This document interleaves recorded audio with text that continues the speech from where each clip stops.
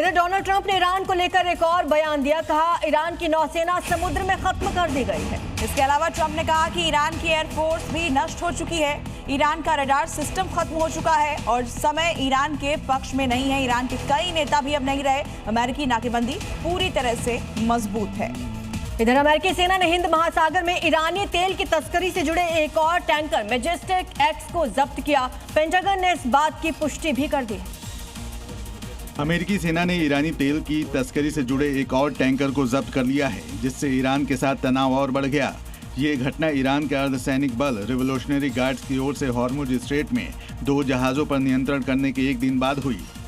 अमेरिकी रक्षा विभाग ने हिंद महासागर में जब्त किए गए टैंकर मैजेस्टिक एक्स के डेक पर अमेरिकी सेना का वीडियो फुटेज जारी किया है। जहाज ट्रैकिंग डेटा से पता चला कि मैजेस्टिक एक्स हिंद महासागर में श्रीलंका और इंडोनेशिया के बीच स्थित है, लगभग उसी स्थान पर जहां अमेरिकी सेना द्वारा पहले जब्त किया गया तेल टैंकर टिफानी था। ईरानी राष्ट्रपति ने बताया कि दोनों देशों के बीच इसलिए बातचीत नहीं हो पा रही क्योंकि अमेरिका की कथनी और करनी में अंतर है। ईरान के राष्ट्रपति मसूद पेजेश्कियन ने अमेरिकी राष्ट्रपति डोनाल्ड ट्रंप की ओर से ईरानी नेतृत्व में कट्टरपंथियों और मध्यम मार्गी के बीच आंतरिक कलह के दावों को खारिज करते हुए बड़ा बयान दिया है। पेजेश्कियन ने ईरान की जनता को एकजुट बताया और कहा कि ईरान क्रांतिकारी है।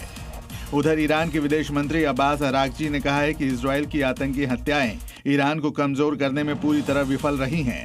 देश के सैन्य और कूटनीतिक प्रयास एक दूसरे के साथ पूरी तरह से तालमेल से काम कर रहे हैं और ईरानी जनता पहले से ज्यादा एकजुट है। तो भारत ने अपने नागरिकों के लिए एडवाइजरी जारी की है, खासकर वो लोग जो ईरान जाने का प्लान कर रहे हैं। ईरान न जाने की सलाह दी गई है। ईरान की यात्रा नहीं करने की सलाह दी गई है। हवाई और जमीनी दोनों ही रास्तों से जाने से बचने के लिए कहा गया है और जो लोग वहां रह रहे हैं उनसे अपील की गई है कि जल्द से जल्द ईरान छोड़ दें। भारतीय दूतावास से समन्वय बनाकर रखें। मिडिल ईस्ट में ईरान और अमेरिका के बीच मौजूदा समय में युद्ध विराम लागू होने के बावजूद क्षेत्र में तनाव बना हुआ है। ऐसे में ईरान और भारत के बीच कुछ उड़ानें शुरू होने की रिपोर्ट के बीच तेहरान स्थित भारतीय दूतावास ने अपने नागरिकों के लिए एडवाइजरी जारी की है।